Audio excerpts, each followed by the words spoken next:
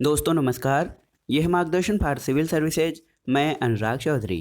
दोस्तों एनसीईआरटी श्रृंखला के अंतर्गत आज की वीडियो में आप पढ़ेंगे 7वीं कक्षा के विज्ञान का अध्याय 8 पवन तूफान और चक्रवात। इस अध्याय के अध्ययन से आप जानेंगे कि क्या वायु दबाव डालती है, पवन के वेग के बढ़ने पर वायु दाब पर क्या प्रभाव पड़ता है, गर्म करने पर वायु के प्रसार पर क्या प्रभाव पड़ता है, पवन धाराएं क्यों उत्पन्न होती हैं। इसके अलावा तड़ित झंझा या चक्रवात क्या है, इनके प्रमुख प्रकार तथा चक्रवातों से बचने के कौन से उपाय किए जा सकते हैं। तो आइए शुरू करते हैं आज का अध्याय 8 पवन तूफान और चक्रवात। दोस्तों उड़ीसा के तट को 18 अक्टूबर 1999 को एक चक्रवात ने पार किया था और इस चक्रवात का जो पवन वेग था वो 200 किलोमीटर प्रति घंटा था। चक्रवात ने 45,000 भवनों को तहस नहस कर दिया था, जिससे 7 लाख लोग बेघर हो गए थे। और उसी वर्ष 29 अक्टूबर को 260 किलोमीटर प्रति घंटा के पवन वेग से पुनः एक अन्य चक्रवात उड़ीसा में आया था और इसके साथ ही 9 मीटर ऊंची समुद्री लहरें भी तट से टकराई थी। हजारों लोगों ने अपनी जान गंवा दी थी, करोड़ों रुपए की संपत्ति नष्ट हो गई और चक्रवात ने कृषि, परिवहन, संचार और विद्युत संभरण सप्लाई को प्रभावित किया था। तो जो चक्रवात या साइक्लोन होता है दोस्तों, ये व्यापक जन धन की हानि करते हैं और इससे काफ़ी लोगों का या जनता का जनजीवन अस्त व्यस्त हो जाता है, लोगों की मृत्यु हो जाती है, भवन, मकान और बिजली सप्लाई इत्यादि प्रभावित होती है, कृषि, परिवहन, संचार और सभी कुछ इससे अस्त व्यस्त हो जाता है। यहाँ पर देखिए उड़ीसा के तट पर जो है किसी चक्रवात का उपग्रह द्वारा लिया गया चित्र दिखाया गया है। दोस्तों चक्रवात क्या होता है, ये कैसे बनता है और ये इतने विनाशकारी क्यों होते हैं, हम इस अध्याय के अंतर्गत इसके बारे में जानेंगे। इसके अलावा वायु द्वारा होने वाले कुछ क्रियाकलापों से हम आरंभ करेंगे कि किस प्रकार ये क्रियाकलाप चक्रवात से संबंधित कुछ मूलभूत विशेषताओं को स्पष्ट करने में हमारी सहायता करेंगे। दोस्तों पवन क्या होती है, तो जो गतिशील वायु होती है, विंड जो होती है, जो गतिशील या डायनेमिक अवस्था में होती है, उसे पवन कहा जाता है। पहला प्रश्न ये है कि क्या वायु दबाव डालती है। तो जब हम दोस्तों एक क्रियाकलाप इसके माध्यम से करेंगे और ये जानेंगे कि क्या वायु दबाव डालती है। दोस्तों ढक्कन वाला एक टीन का डिब्बा लेकर इसे पानी से आधा भरकर डिब्बे को मोमबत्ती की लौ पर तब तक गर्म करते हैं जब तक कि पानी उबलने न लगे। पानी की कुछ मिनट तक जब हम उबलने देते हैं तो मोमबत्ती को बुझा देते हैं और इसके बाद डब्बे का ढक्कन कस कर बंद कर देते हैं। गर्म डब्बे को बंद करने में सावधानी रखनी पड़ेगी। अब डब्बे को सावधानी से धातु के गहरे पात्र अथवा वॉश बेसिन में रख दीजिए। डिब्बे पे आप जब ठंडा पानी डालेंगे तो क्या डिब्बे के आकार में कोई परिवर्तन आता है। दोस्तों गर्म जल से भरा डिब्बा जैसे ही इस पर ठंडा पानी डाला जाता है तो इसमें डिब्बे के आकार में परिवर्तन हो जाता है। यदि आपको टीन का डिब्बा न मिल पाए तो आप प्लास्टिक की बोतल लीजिए, इसे गर्म जल से भर लीजिए, बोतल को खाली करके इसे तत्काल कसकर बंद कीजिए। अब बोतल को नल के बहते पानी के नीचे जब आप रखेंगे तो दोस्तों बोतल का जो आकार है वो परिवर्तित हो जाएगा। इसके अलावा जब आप किसी नौका में होते हैं तो क्या इसे चलाना आसान होता यदि पवन उस दिशा के विपरीत दिशा में आ रही हो जिस दिशा में आप नौका को ले जाना चाहते हैं। तो दोस्तों आपने कई उदाहरणों द्वारा देखा होगा कि यदि हवा तेज चल रही है या पवन है, गतिशील पवन जो चल रही है, वो जिधर से चल रही है उधर चलना यानी उसके विपरीत दिशा में चलना हमारे लिए बहुत कठिन होता है। जैसे पवन की दिशा के विपरीत साइकिल चलाने में बहुत कठिनाई का अनुभव होता है। इसके अलावा साइकिल के टायर को कसा हुआ रखने के लिए उसकी ट्यूब में हवा भरनी पड़ती है और यदि साइकिल की ट्यूब में बहुत अधिक हवा भर दी जाए तो ट्यूब फट सकता है और ये इससे स्पष्ट होता है कि जो वायु है वो दबाव डालती है। ये सभी अनुभव हमें ये बताते हैं कि वायु जो है वो दबाव डालती है और इस दबाव के कारण ही पवन द्वारा वृक्षों की पत्तियां, बैनर और झंडे लहराते हैं और इसके अलावा कुछ अन्य विनाशकारी प्रभाव भी तेज हवा के होते हैं। दोस्तों ये जानने का प्रयास करिए कि जो गर्म जल से भरा डिब्बा था वो विरूपित या उसका आकार क्यों परिवर्तित हो गया था। क्या डिब्बे के अंदर की भाप जल में संघनित हो जाती है जिससे भीतर की वायु की मात्रा कम हो जाती है। इसके फलस्वरूप डिब्बे के भीतर वायु का दाब डिब्बे के बाहर की वायु दाब के कम हो जाता है और दाब के इस अंतर के कारण ही डिब्बा पिचक जाता है। देखिए, डिब्बे के पिचकने का कारण क्या होता है। जैसे जब हम डिब्बे पे गर्म जल के डिब्बे में पानी डालते हैं ऊपर से, तो डिब्बे के अंदर की भाप जो होती है वो जल में संघनित हो जाती है जिससे भीतर की जो वायु है उसकी मात्रा कम हो जाती है। इसके परिणामस्वरूप डिब्बे के भीतर की वायु का जो दाब होता है बाहर के वायु दाब से कम हो जाता है जिसके कारण ये डिब्बा पिचक जाता है और ये क्रियाकलाप पुनः पुष्टि करता है कि वायु जो है वो दाब डालती है। अब आइए जानते हैं कि यदि पवन का वेग बढ़ा दिया जाए तो वायु दाब पर क्या प्रभाव पड़ता है। तो दोस्तों, पवन के वेग बढ़ाने पर वायु दाब घट जाता है। एक प्रयोग के माध्यम से आप देखेंगे, खाली बोतल को पकड़कर उसके मुख के पास कागज़ की गेंद रख दीजिए और फूंक मारकर गेंद को बोतल के भीतर डालने का जब आप प्रयास करेंगे तो ऐसा कई बोतलों के साथ करें और आप देखेंगे कि कागज़ की गेंद को फूंक मारकर बोतल में डालना आसान नहीं होता है। ऐसा इसलिए है कि जो बोतल है उसके अंदर जो वायु है वो दाब डालती है और इसी के कारण जो है वो कागज़ का जो गोला है बोतल के अंदर नहीं जाता है। गुब्बारों को फुलाने के क्रम में आप जब दो आकार के गुब्बारे लीजिए, दो बराबर आकार के गुब्बारे लेंगे और गुब्बारों में थोड़ा पानी भर लीजिए और दोनों गुब्बारों को फुलाकर धागे से बांध दीजिए। गुब्बारों को साइकिल के स्पोक अथवा किसी छड़ से 8-10 सेंटीमीटर की दूरी पर लटका दीजिए और दोनों गुब्बारों के बीच में फूंक मारिए। तो ऐसा क्यों होता है दोस्तों? फूंक मारेंगे जब आप तो कागज़ की पट्टी को उड़ा सकते हैं फूंक के, लेकिन दोस्तों ऐसा होता है कि जो आपने सोचा था वैसा नहीं होता है। और क्या आपको अनुभव होता है कि पवन का वेग बढ़ने पर वायु दाब कम हो जाता है? दोस्तों, जब हम बोतल के मुंह पर फूंक मारते हैं तो मुख के पास की वायु का वेग जो होता है वो अधिक हो जाता है जिससे वहाँ वायु दाब घट जाता है। बोतल के भीतर का वायु दाब उसके मुख के निकट के दाब से अधिक हो जाता है जिसके कारण बोतल के भीतर की वायु जो है वो गेंद को बाहर की ओर धकेलती है। इसके अलावा जब आप गुब्बारों के बीच फूंक मारते हैं तो वे एक दूसरे की ओर आने का प्रयास करते हैं। ऐसा कैसे हो सकता है? दोस्तों, गुब्बारों के बीच की स्थान की वायु का दाब यदि किसी तरह कम हो जाए तो दोनों गुब्बारे एक दूसरे की ओर आकर्षित होंगे और जब आप दो लटके हुए गुब्बारों के बीच फूंक मारते हैं तो वो दोनों गुब्बारे एक दूसरे की ओर आने का प्रयास करते हैं। इसके अलावा जब आप कागज़ की पट्टी के ऊपर फूंक मारते हैं तो ये ऊपर की ओर उठ जाती है और ऐसा तब संभव होगा जब कागज़ में फूंक मारने पर पट्टी के ऊपर वायु दाब जो है कम हो जाता है। तो इससे आप ये निष्कर्ष निकालते हैं कि पवन का वेग बढ़ने पर वायु दाब वास्तव में कम हो जाता है।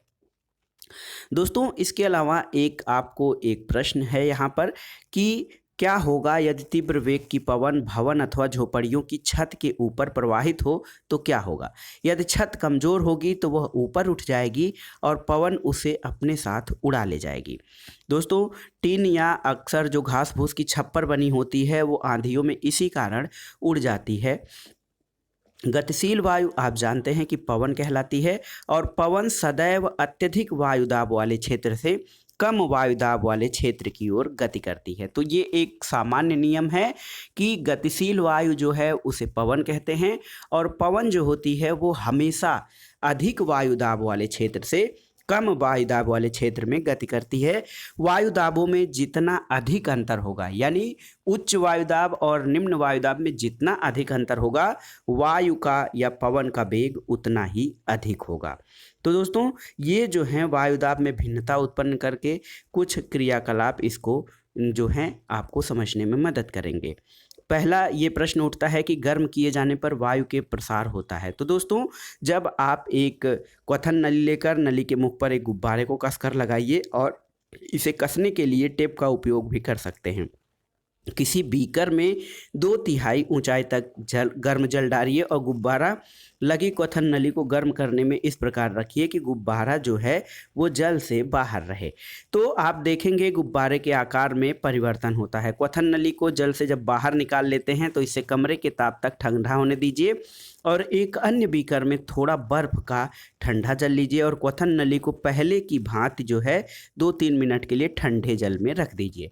देखिए क्वथन नली के मुख पर बंधा गुब्बारा गर्म जल में डूबी हुई जब क्वथन नली है तो गुब्बारा फूलता हुआ दिखता है और जब बर्फ के ठंडे जल में डूबी हुई क्वथन नली है तो गुब्बारा चिपक जाता है फूलने की बजाय। तो क्या निष्कर्ष निकलता है दोस्तों, क्वथन नली को गर्म जल में रखने पर गुब्बारा फूल जाता है जबकि ठंडे जल में रखने पर वह पिचक जाता है। तो आप इससे ये बता सकते हैं कि जो वायु का प्रसार होता है वो गर्म करने पर वायु का प्रसार होता है। इसको एक अन्य क्रियाकलाप से देखिए यहाँ पर दिखाया गया है कि कागज़ की एक बराबर आकार की 2 थैलियाँ अथवा कागज़ के कप लेना है और किसी तराजू में लटकाए, जैसे यहाँ पर आप थैलियों को लटकाइए किसी प्रकार से, जैसे यहाँ पर ये एक बराबर साइज में लटकाए गए हैं और एक के नीचे एक कागज़ के नीचे मोमबत्ती जलानी है। तो आप देखेंगे कि जो संतुलन है तुला का वो बिगड़ जाता है। ऐसा क्यों होता है दोस्तों? यह दर्शाता है कि गर्म होने पर वायु ऊपर की ओर उठती है और जैसे ही मोमबत्ती की लौ से गर्म वायु ऊपर उठती है वह थैली को ऊपर ले जाती है और उसके आधार पर उस जो हमने जिस डंडे पर दोनों को टांगा है उसका संतुलन बिगड़ जाता है। तो गर्म किए जाने पर वायु का प्रसार होता है, वो अत्यधिक स्थान घेरने लगती है। सबसे महत्वपूर्ण है, अगर हम वायु का तापमान बढ़ा दें तो उसमें प्रसार होता है और अत्यधिक स्थान वो घेरने लगती है और कोई दी गई वस्तु पहले से अधिक स्थान घेरती है तो वो हल्की प्रतीत होने लगती है। इसी कारण गर्म वायु ठंडी वायु की अपेक्षा हल्की होती है। तो आपको एक चीज़ यहाँ से ये पता चल गया कि गर्म वायु यानी वायु को गर्म करने पर उसका प्रसार होता है और इसके अलावा जो गर्म वायु होता है वो ठंडे वायु की अपेक्षा हल्की होती है और यही कारण है कि जो धुआं होता है वो ऊपर की ओर उठता है। दोस्तों, प्रकृति में अनेक ऐसी स्थितियां होती हैं जहां किसी स्थान या क्षेत्र के वायु गर्म होने के कारण ऊपर उठती है और ऐसी स्थिति में क्या होता है, उस समय या उस स्थान का वायुदाब कम हो जाता है। जब किसी स्थान की वायु गर्म होकर ऊपर उठती है तो वहाँ का वायुदाब कम हो जाता है और इसके कारण उस स्थान पर आसपास के क्षेत्र की ठंडी वायु प्रवाहित होकर उस स्थान को घेर लेती है, जिससे वायु में संवहन धाराएं स्थापित हो जाती हैं। और समुद्री समीर और स्थली समीर पढ़ने के क्रम में आपने इस क्रिया को देखा था। अगला पॉइंट ये है कि पवन धाराएं पृथ्वी के असमान रूप से गर्म होने के कारण उत्पन्न होती हैं। तो दोस्तों, जो पवन धाराएं हैं ये पृथ्वी के असमान रूप से या एक बराबर रूप से न गर्म होने के कारण उत्पन्न होती हैं। कुछ ऐसी स्थितियां हैं जिसके कारण पृथ्वी के वायुमंडल में पवन धाराएं उत्पन्न होती हैं। तो पहली परिस्थिति है कि भूमध्य रेखीय और ध्रुवीय क्षेत्रों का जो तापमान है वो असमान रूप से गर्म होता है। दोस्तों, भूगोल में आपने पढ़ा है कि भूमध्य रेखा के आसपास के क्षेत्रों में सूर्य की अधिकतम ऊष्मा मिलती है, क्योंकि यहाँ पर सूर्य की किरणें वर्ष भर सीधी चमकती हैं। इन क्षेत्रों में पृथ्वी की सतह के निकट की वायु गर्म हो जाती है और गर्म वायु ऊपर उठती है और ठंडी वायु भूमध्य रेखा के दोनों ओर स्थित 0 से 30 डिग्री अक्षांश की पट्टी के मध्य भूमध्य क्षेत्र की ओर गतिशील हो जाती है। देखिए, बहुत ही महत्वपूर्ण है, जब भूमध्य रेखीय प्रदेशों की वायु गर्म होकर ऊपर उठती है तो वहाँ पर ठंडी वायु भूमध्य रेखा के दोनों ओर 0 से 30 डिग्री अक्षांश की पट्टी के क्षेत्रों से भूमध्य रेखा की ओर चलने लगती है और इस प्रकार पवन धाराएं उत्पन्न होती है। यहाँ पर देखिए किस प्रकार से यहाँ पर जो भूमध्य रेखीय प्रदेश है यहाँ से वायु गतिशील होकर ऊपर की ओर उठती है और वहाँ से जो ध्रुवीय धाराएं हैं, ठंडी धाराएं, वो भूमध्य रेखा की ओर आती हैं, इससे पवन का वेग बढ़ जाता है। दोस्तों, ये जो हवाएं हैं उत्तर और दक्षिण से भूमध्य रेखा की ओर बहती हैं। ध्रुवों पर वायु पृथ्वी के लगभग 60 डिग्री अक्षांश तक के क्षेत्र में वायु से अधिक ठंडी होती है और इन क्षेत्रों में गर्म वायु ऊपर उठती है। उसका स्थान लेने के लिए ध्रुवों से ठंडी वायु उस ओर प्रवाहित होने लगती है। इस प्रकार वायु का जो प्रवाह होता है वो ध्रुवों से अपेक्षाकृत अधिक गर्म क्षेत्रों की ओर होता रहता है और इस प्रकार जो है पवन धाराएं चलती रहती हैं। और हम ऐसे समझ सकते हैं कि 30 डिग्री और 60 डिग्री अक्षांशों के क्षेत्रों के असमान रूप से गर्म होने के कारण पवन प्रवाह जो है वो उच्च अक्षांश यानी ध्रुवीय क्षेत्रों से निम्न अक्षांशों की ओर होने लगता है। पवन के प्रवाह की जो दिशा होती है उत्तर दक्षिण दिशा में उत्तर से दक्षिण की ओर और दक्षिण से उत्तर की ओर होती है। और दिशा में ये परिवर्तन क्यों होता है? तो दोस्तों, जो पवन के प्रवाह की गति दिशा है ये पृथ्वी के घूर्णन के कारण होता है। दूसरा कारण देखते हैं कि ये जो तापमान में अंतर के कारण पवन का प्रवाह होता है, दूसरा अंतर ये है थल और जल का असमान रूप से गर्म होना। दोस्तों, समुद्री समीर और स्थली समीर के बारे में आपने पढ़ा था। गर्मियों के दिनों में स्थल क्षेत्र अधिक तेजी से गर्म होता है और अधिकांश समय स्थल का ताप जो है वो समुद्री जल की अपेक्षा अधिक रहता है। तो स्थल के ऊपर की जो वायु होती है वो गर्म होकर ऊपर उठ जाती है और इससे जो पवन होता है वो समुद्र से स्थल की ओर बहने लगती है, क्योंकि समुद्र तल की जो वायु होती है वो ठंडी होती है, स्थल की वायु गर्म होकर ऊपर उठती है और उसका जगह लेने के लिए समुद्री समीर जो है वो स्थल की ओर बहने लगती है। ये मानसूनी पवन कहलाती है। दोस्तों, मानसून शब्द की जो उत्पत्ति है वो अरबी शब्द मौसम से होती है। इसका अर्थ होता है ऋतु और आप जानते हैं कि भारत में अधिकांश वर्षा मानसूनी पवन के द्वारा होती है। यहाँ पर देखिए 2 पैटर्न दिखाए गए हैं। जुलाई और जनवरी के महीनों के भारत में चलने वाले जो हैं प्रतिरूप हैं वो किस प्रकार से दिखाए गए हैं। यहाँ पर देखिए जो चित्र 1 है, यहाँ पर क्या है, थल जो है विशेष रूप से राजस्थान के जो मरुस्थल हैं यहाँ के आसपास के तापन में ग्रीष्म काल में दक्षिण पश्चिम दिशा से मानसून निर्मित होता है और ये मानसूनी पवन अपने साथ हिंद महासागर से काफ़ी जलवाष्प लेकर आती हैं। यहाँ से काफ़ी जलवाष्प लेकर राजस्थान के वाले क्षेत्रों में आती हैं। इसके अलावा शीतकाल में थल और जल के असमान तापमान के कारण उत्तर पश्चिम के अपेक्षाकृत ठंडे स्थानों से आती हैं और ये शीत पवन अपने साथ जलवाष्प लाती है, इसलिए शीतकाल में वर्षा कम होती है। दोस्तों, शीतकाल में जो पवन के प्रवाह की दिशा होती है वो विपरीत हो जाती है। ठंडियों में क्या होता है, पवन के प्रवाह की दिशा विपरीत हो जाती है। इस तरह से जो गर्मियों में जो समीर होती है समुद्र से स्थल की ओर बहती है वह अब स्थल से समुद्र की ओर बहने लगती है। समुद्र से आने वाली पवन अपने साथ जलवाष्प लाती है जिससे वर्षा होती है और यह प्रक्रिया जो है ये जल चक्र का एक चरण होता है जिसके कारण जो हमारा वाटर साइकिल होता है वो पूरा होता है।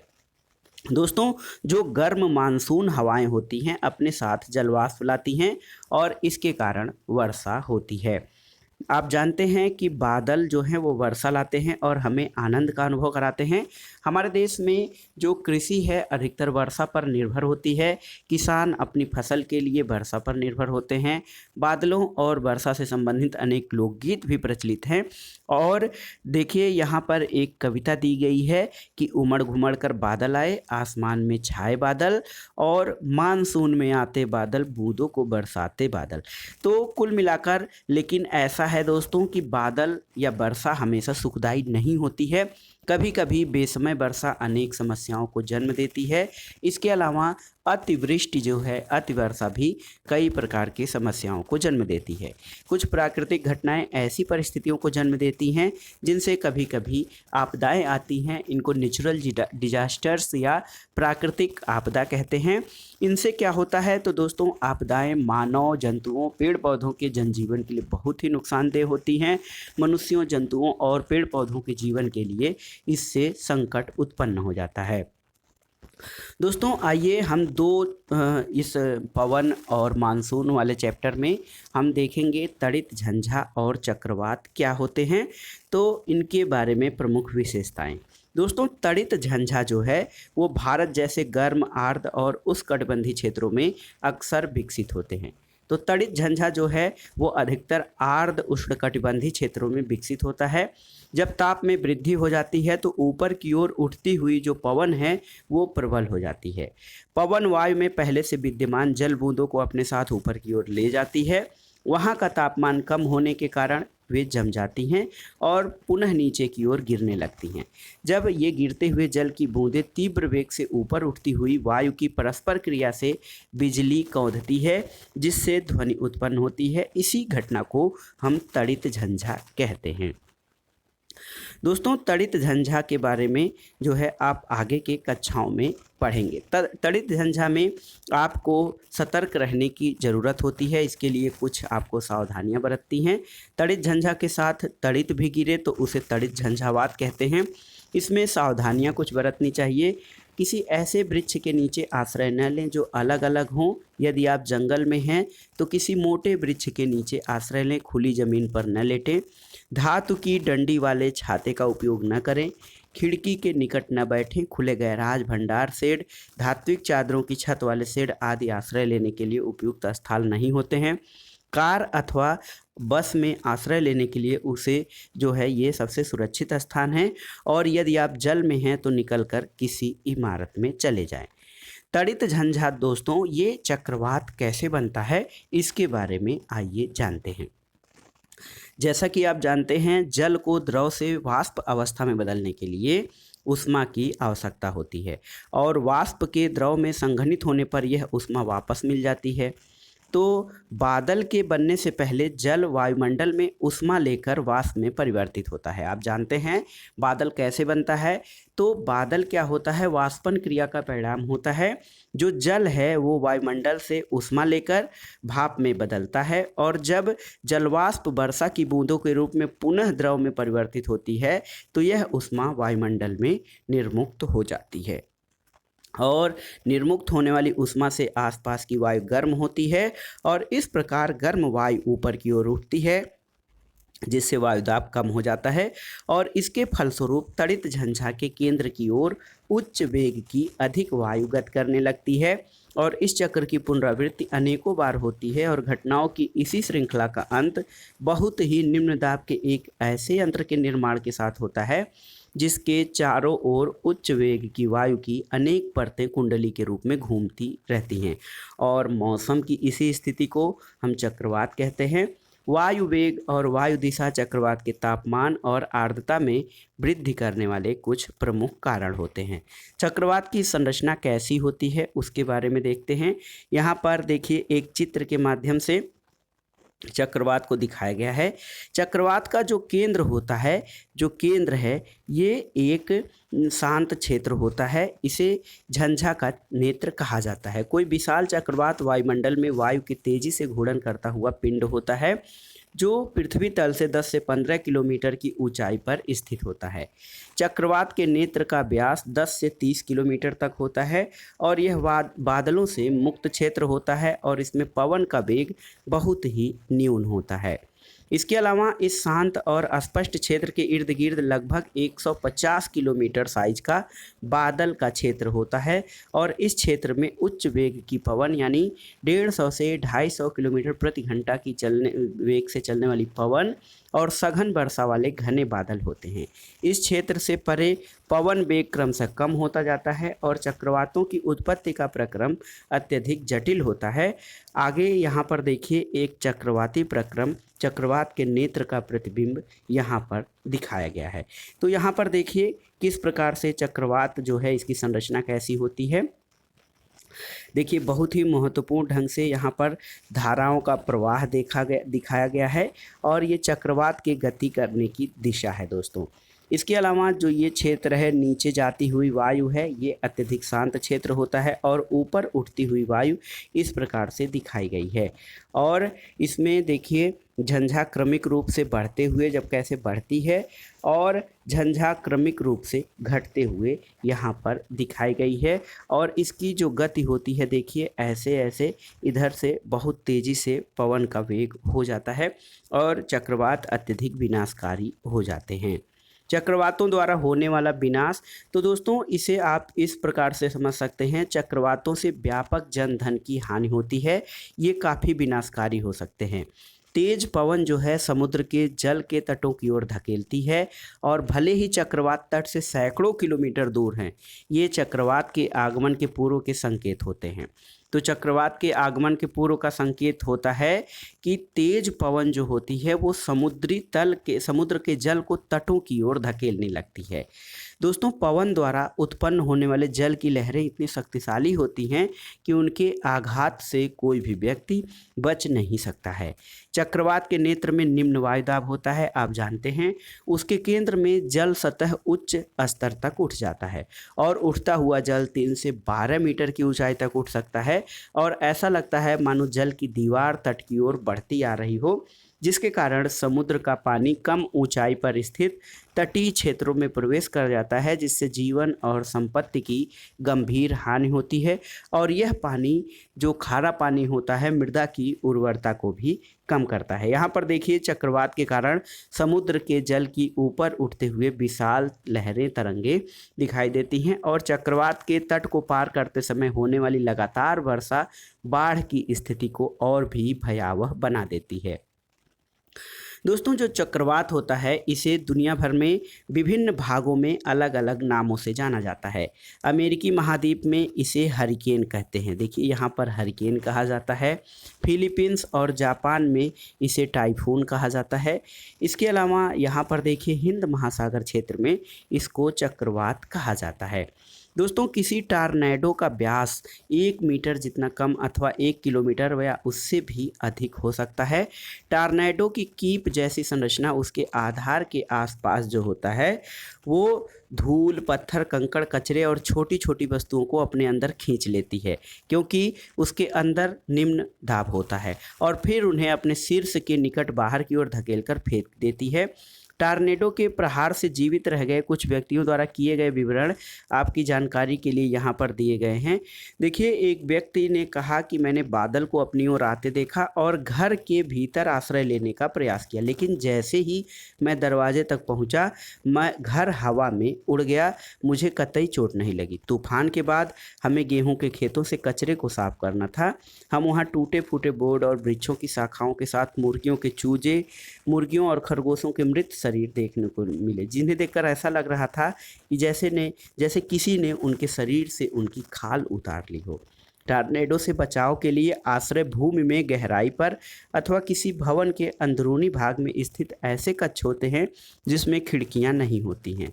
यदि ऐसे आश्रय स्थल उपलब्ध न हो तो टॉर्नेडो से बचाव के लिए खिड़कियों को बंद करके किसी मेज बेंच के नीचे आश्रय लेना बेहतर होता है और इन स्थानों में कचरा आसानी से नहीं पहुंच पाता है। बचाव के लिए आपको घुटनों के बल नीचे झुककर अपनी बाहों को अपने सिर और गर्दन के चारों ओर लपेट लेना चाहिए। तो यहाँ पर टॉर्नेडो से बचने का एक उपाय दिया गया है। दोस्तों जो चक्रवात है वो अपने साथ अति उच्च वेग की पवन लाते हैं। ये घर, दूरभाष, संचार प्रणाली, बिजली, वृक्ष आदि को क्षति पहुंचाते हैं, जिससे जीवन और संपत्ति की क्षति होती है। टॉर्नेडो जो होता है दोस्तों हमारे जीवन में, हमारे क्षेत्र में अधिक नहीं आते हैं। टॉर्नेडो गहरे रंग के कीपाकार बादल होते हैं। इनकी कीप जैसी जो संरचना होती है, यहाँ पर देखिए कीप जैसी जो संरचना होती है इनकी, ये आकाश से पृथ्वी की ओर आती हुई प्रतीत होती है। अधिकांश टॉर्नेडो कमज़ोर या निर्बल होते हैं, लेकिन कई विनाशकारी टॉर्नेडो लगभग 300 किलोमीटर प्रति घंटे के वेग से गति कर सकते हैं। टॉर्नेडो चक्रवातों के भीतर भी बन सकते हैं और भारत की जो तटीय रेखा है, संपूर्ण तट रेखा, विशेष रूप से पूर्वी तट जो है वो उड़ीसा, बंगाल और आंध्र प्रदेश का जो क्षेत्र है ये चक्रवातों के लिए अत्यधिक संवेदनशील है, जबकि भारत का पश्चिमी तट चक्रवातों की प्रबलता और आवृत्ति के संदर्भ में कम संवेदनशील होता है। दोस्तों, हमने पढ़ा कि तड़ित झंझा या तूफान निम्न दाब के क्षेत्र होते हैं। झंझा के निर्माण में पवन की भूमिका बहुत महत्वपूर्ण होती है, इसलिए पवन के वेग की माप करना बहुत महत्वपूर्ण है। और ये देखिए, पवन के वेग की माप करने वाले यंत्र हैं, इनको वायुमापी कहा जाता है। दोस्तों, चक्रवात, तड़ित, झंझा, इन सबसे बचने के प्रभावी सुरक्षा के उपाय क्या किए जा सकते हैं? तो चक्रवात के दुष्प्रभावों को कम करने के लिए कुछ व्यवस्थाएं सहायक हो सकती हैं। इसमें सरकारी और सामाजिक स्तर पर कुछ व्यवस्थाएं की जाती हैं, जैसे कि चक्रवात पूर्वानुमान और चेतावनी सेवा। सरकारी संस्थाओं, समुद्र तटों, मछुआरों, जलपोतों और आम जनता को जल्दी चेतावनी देने के लिए तीव्रगामी संचार की व्यवस्था। और चक्रवात संभावित क्षेत्रों में चक्रवात आश्रयों का निर्माण और लोगों को तेजी से सुरक्षित स्थानों पर पहुंचाने के लिए प्रशासनिक व्यवस्था। दोस्तों, जनता द्वारा जो कार्य किए जाने सकते हैं उसमें ये है कि मौसम विभाग द्वारा तेजी से दूरदर्शन, रेडियो और समाचार पत्रों के माध्यम से चेतावनियों को नज़रअंदाज नहीं करना चाहिए। इसके अलावा अनिवार्य घरेलू सामान, पालतू पशु और वाहनों आदि को सुरक्षित स्थानों पर पहुंचाने के लिए आवश्यक प्रबंध कर लेना चाहिए। जलमग्न सड़कों पर वाहन चलाने से बचना चाहिए और आपातकालीन सेवा जैसे पुलिस, अग्निशमन और चिकित्सा केंद्रों के टेलीफोन नंबर की सूची अपने पास रखनी चाहिए। और यदि आप चक्रवात प्रभावित क्षेत्र में रहते हैं तो कुछ अन्य सावधानियां भी हैं, जैसे पीने के पानी के लिए ऐसे जल का प्रयोग न करें जो दूषित हो सकता है। गीले स्विच और खंभों से दूर टूट कर गिर गए बिजली के तारों को न छुएं। मनोरंजन के लिए बाढ़ प्रभावित या चक्रवात प्रभावित क्षेत्र का भ्रमण न करें। बचाव दल पर अनावश्यक मांगों की आपूर्ति के लिए दबाव न डालें और अपने पड़ोसियों और मित्रों को यथासंभव सहयोग प्रदान करें। दोस्तों, उन्नत प्रौद्योगिकी आपदाओं से बचाव में सहायक सिद्ध हुई है और पिछली शताब्दी के आरंभ में तटीय क्षेत्रों के निवासियों के पास चक्रवात के आने की पूर्व सुरक्षा की तैयारी और अपने घर खाली करने के लिए 1 दिन से कम का समय मिलता था, लेकिन आज परिस्थितियां बहुत बदल गई हैं। उपग्रह और राडार की उपलब्धता से अब ये संभव हो गया है कि किसी संभावित झंझा के 48 घंटे पहले ही चक्रवात सतर्कता अथवा चक्रवात सूचना जारी कर दी जाती है और चक्रवात चेतावनी भी कम से कम 24 घंटे पहले जारी कर दी जाती है। और अब जब चक्रवात समुद्र तट के काफ़ी निकट होता है तो हर घंटे और आधे घंटे पर उसकी प्रगति और दिशा के बारे में संदेश प्रसारित किए जाते हैं और अंतर्राष्ट्रीय संगठन चक्रवात से संबंधित आपदाओं को मॉनिटर करने में भी सहयोग प्रदान करते हैं। तो अब आइए देख लेते हैं इस अध्याय का जो संक्षेप है वो क्या है। तो आपने जाना कि हमारे आसपास की वायु दाब डालती है, वायु गर्म करने पर उसका प्रसार होता है और ठंडा करने पर संकुचित होती है। गर्म वायु ऊपर उठती है जबकि ठंडी वायु पृथ्वी की सतह पर आने की ओर उसकी प्रवृत्ति होती है। जब गर्म वायु दोस्तों ऊपर उठती है तो उस स्थान पर वायु दाब कम हो जाता है और आसपास के क्षेत्र की उच्च दाब की ठंडी वायु जो होती है उस स्थान की ओर प्रवाहित होने लगती है। गतिशील वायु पवन कहलाती है और पृथ्वी पर असमान तापन यानी पृथ्वी पर जो ताप की असमानता है वो पवनों के बनने का प्रमुख कारण होता है। जलवाष्प वाली पवन जो होती है वो वर्षा लाती है और उच्च वेग के पवन और वायुदाब के अंतर से चक्रवात बन सकते हैं। इसके अलावा जो उपग्रह और राडार जैसी उन्नत प्रौद्योगिकी या तकनीकी की सहायता से चक्रवातों को मॉनिटर करना और पूर्व चेतावनी देना आसान हो गया है और स्व सहायता यानी सेल्फ हेल्प सबसे अच्छी सहायता है। किसी भी चक्रवात के आने से पहले अपनी सुरक्षा की योजना बना लेना और सुरक्षा के उपायों को तैयार करना बहुत ही आवश्यक और अच्छा होता है। तो दोस्तों, ये था आज का वीडियो 7वीं कक्षा के एनसीईआरटी विज्ञान का अध्याय 8 पवन, तूफान और चक्रवात। वीडियो आपको कैसा लगा हमें कमेंट बॉक्स में ज़रूर बताइएगा। वीडियो को लाइक करें, शेयर करें और इस चैनल मार्गदर्शन फॉर सिविल सर्विसेज को सब्सक्राइब करें। वीडियो देखने के लिए धन्यवाद। नमस्कार।